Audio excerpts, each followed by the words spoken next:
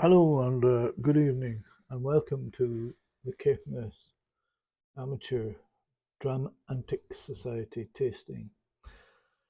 Tonight I'm gonna taste the Ardnamurchan AD 46.8% from Ardnamurchan Distillery. Ardnamurchan Distillery was conceived and developed by Adelphi, and a little history of Adelphi might come in handy here.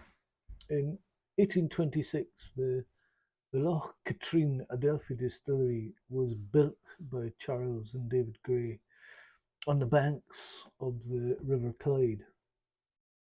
In 1880, the distillery then passed to Messrs. A. Walker and Co., who already owned two distilleries in Liverpool and Limerick.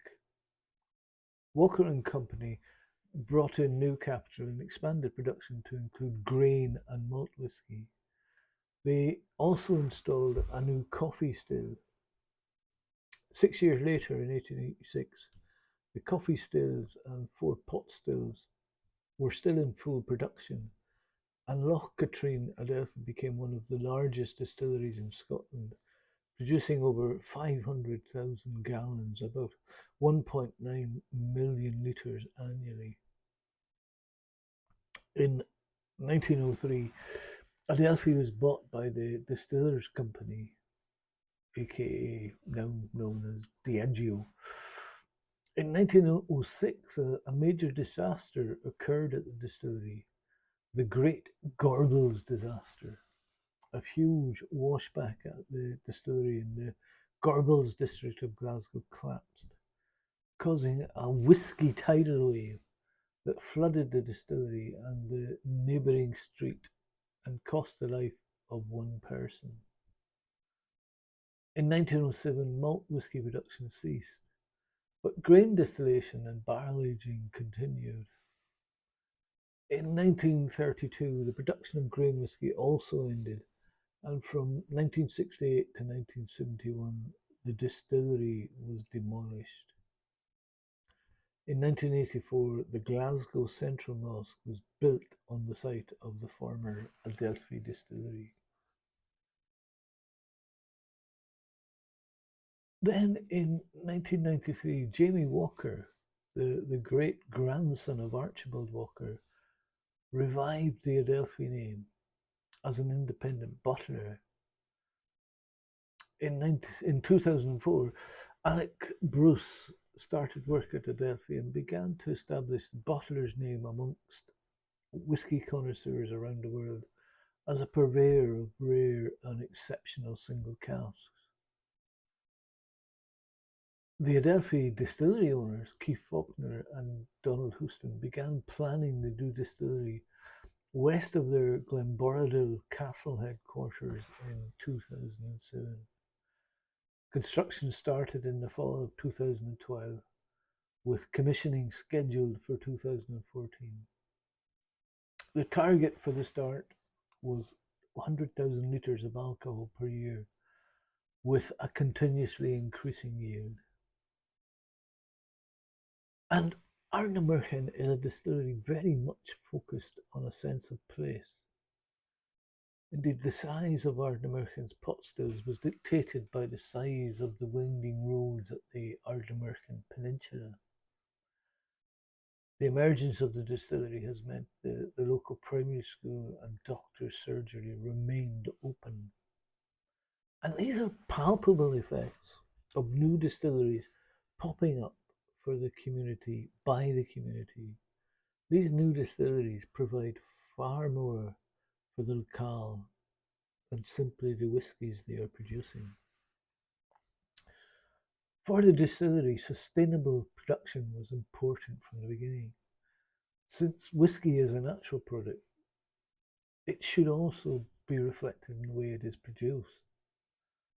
And Ardnamurchan distillery is run entirely on local renewable energy.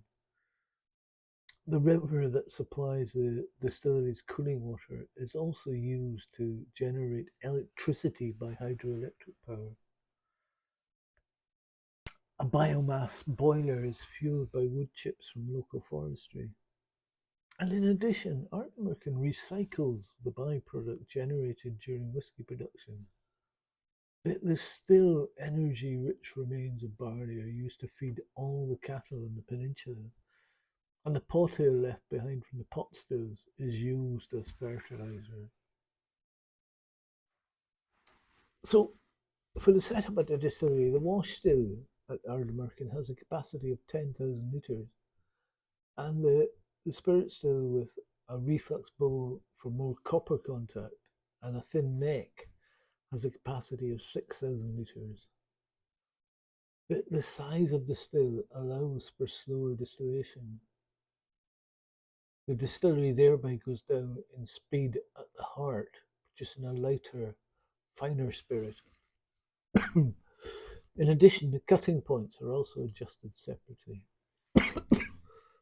The pre-run is normal, but the cutting point for the post-run is set a little higher so that only finer elements go into the raw spirit and the bitter substances that already come into the post-run. The distillery uses both unpeated and peated malt and uses different varieties, including Golden Promise, a historic malt variety. The mash tun is filled with 2 tons of barley meal. Together with the mash water, this yields about 10,000 litres of mash, which is then filled into the washbacks. Ardnamurchan has 7 washbacks, some made of Douglas fir and others of steel. At Ardnamurchan, fermentation takes between 72 and 96 hours to produce a fruity wash with strong apple flavours. The whisky is matured in the distillery's 7 warehouses, all dunnage warehouses, in American and European oak, which has been used in ex-sherry casks and ex-bourbon casks. However, Ardnamurchan also conducts some barrel experiments, for example with rum or tequila barrels. The Ardnamurchan distillery produces both a smoky whisky and a non-smoky whisky. The Adelphi distillery, the parent company of Ardnamurchan, sources rare single casks of selected malt whisky in the Adelphi selection. On every bottle of Ardnamurchan single malt, there is a QR code that can be used to trace the supply chain of the respective bottle. The distillery also uses so-called blockchain technology for this purpose. This allows the customer to call up various information, such as the fermentation period, which malt was selected, or which cask were used for the maturation. So they've had various releases. This one is the Ardnamurchan AD 46.8%. And for Ardnamurchan aficionados, you might be wondering what happened to the name on this one. Did they forget to add all the usual numbers to the end? The answer is simple. This is no mistake.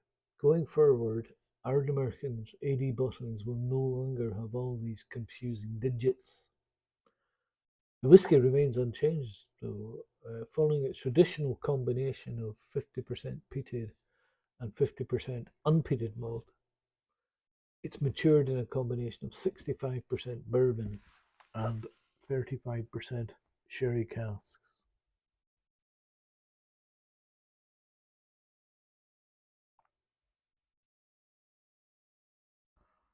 So let's have a look. So 46.8%, no age statement.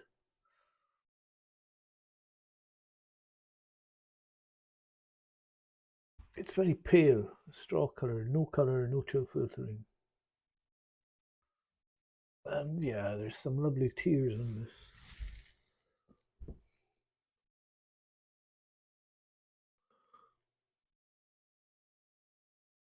Oh yeah, this is nice. Lemon zest and fresh lemon peel with a coastal breeze, salinity, and dense peat.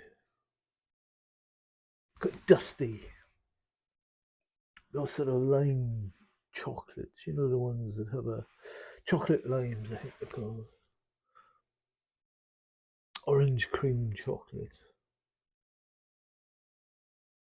And it's like when you peeled off some scotch tape and there's salty spice, natural yogurt, and there's a distant sweet cherry, cinnamon. It's a bit closed at first, but then you get that green apples, salted caramel, muted peat, soft ash, crusty white bread, dusty milk, and there's a mild medicinal note between menthol and iodine, and the spiciness, cinnamon,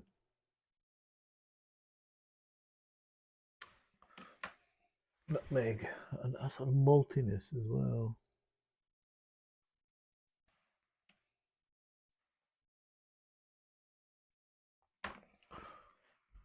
Try them out.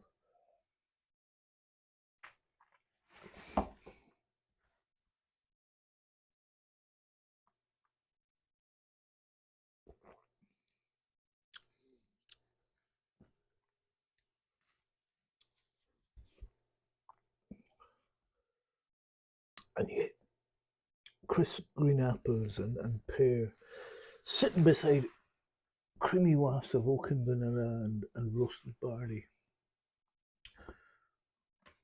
There's some herbaceous notes of seaweed and vegetal peat, bringing a dry, smoky edge, but it's not terribly highly peated, this one.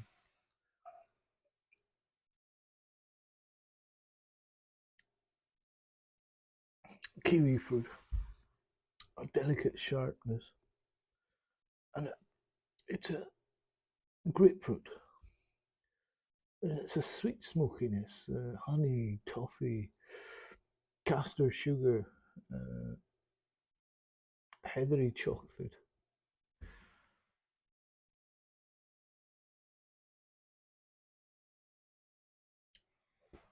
Salted caramel and a hint of match striped paper. It's got it's like creosote whiff.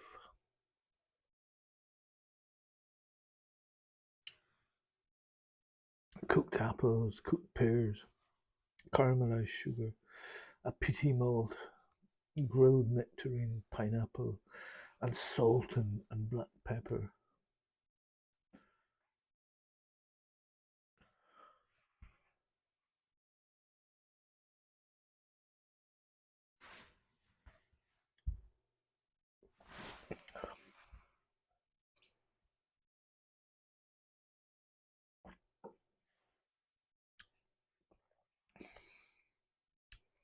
There's plenty of citrus in the finish, with more zesty lemon and candied orange. The, the harbour side peat notes continue, softened by earth and vanilla and buttery toasted oak. It's a medium finish with powdered ginger, pepper, light mint, and oak. And after a while, some fruitiness appears in the form of green apples and papaya, ash and dirt.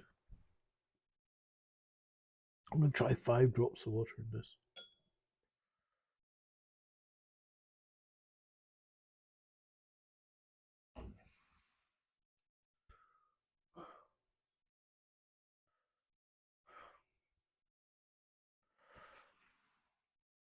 No colour, no chill filtration, and fantastic Scotch mist.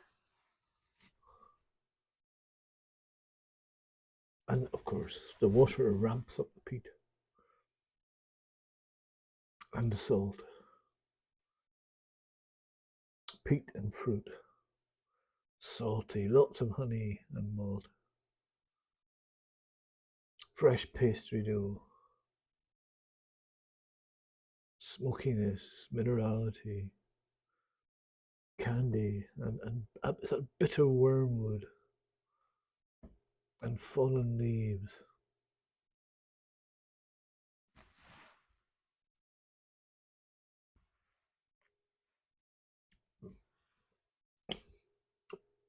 And now the peat again, juicy peat.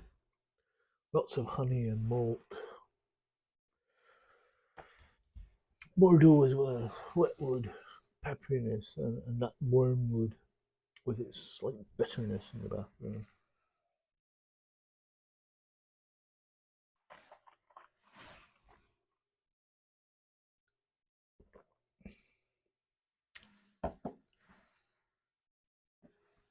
Fantastic tears in this.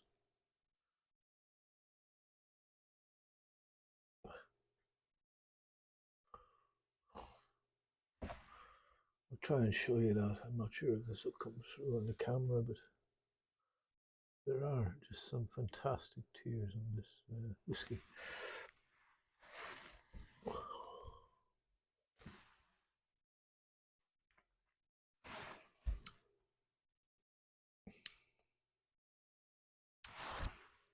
There's a great amount of spice up with water on the finish. It's easy drinking. Apples, butter, powdered ginger, pepper, I like mint and woody licorice root, boiled lemon sweets in brine.